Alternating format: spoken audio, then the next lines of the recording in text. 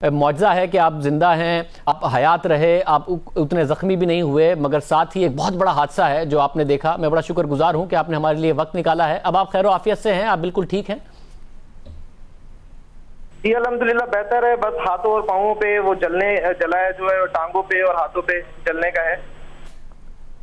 बस अब हमारे नाजरीन के सामने रखिएगा, क्योंकि जाहिर है अब जो PIA है उनकी तरफ से एक बात कही जा रही है कि टेक्निकली ऐसी कोई खामी नहीं थी, मगर तहकीकात के बाद पता चलेगा।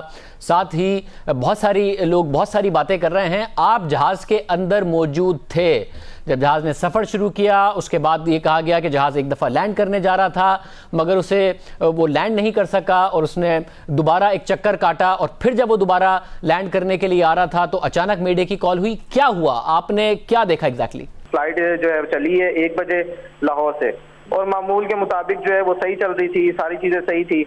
अनाउंसमेंट हुई है, पायलट ने अनाउंसमेंट की है कि जी हम कराची एयरपोर्ट पे लैंड करने लगे हैं। उसने जब लैंड स्टार्ट किया और उस जैसी जहाज को उसने नीचे किया तो 1-2 स्टेप जो है वो झटके लगे हैं नीचे की तरफ। उसको थोड़ा सा रनवे पे चला है तो पायलट ने बड़ी होशियारी के साथ उसको दोबारा जो है वो ऊपर उड़ा दिया है। ऊपर उड़ाने के बाद लोगों ने कलमे वगैरह पढ़ने शुरू कर दिए, सूरतें वगैरह पढ़ने शुरू कर दी, दुआएं करना शुरू कर दी।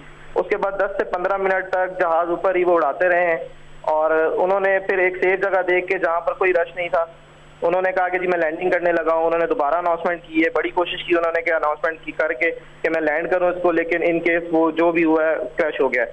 क्रैश होने के बाद जब हिट हुआ है, हिट होने के बाद पता लगा है, मैंने जब अपना देखा है हर तरफ आग ही आग लगी हुई थी, चीखों पुकार थी, बच्चों की, बड़ों की, बुजुर्गों की।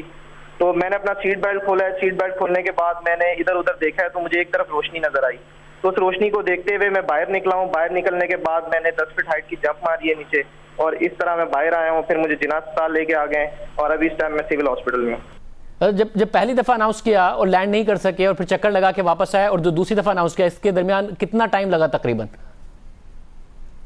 10 का 10 से 15 मिनट का फर्क था। 10 से 15 मिनट का फ़र्क था पहली दफ़ा जब लैंडिंग करने लगे, और दूसरी दफ़ा जब उन्होंने दोबारा कहा कि मैं लैंडिंग करने लगा हूं। तो जब दूसरी दफ़ा वो करने लगे और उन्होंने कहा कि हम दोबारा लैंड करने लगे, जब दूसरी दफ़ा उन्होंने कहा तो उसके कितनी देर बाद क्रैश कर गए? सर जब उन्होंने कहा तो उससे 2 से 3 मिनट बाद क्रैश कर गया था।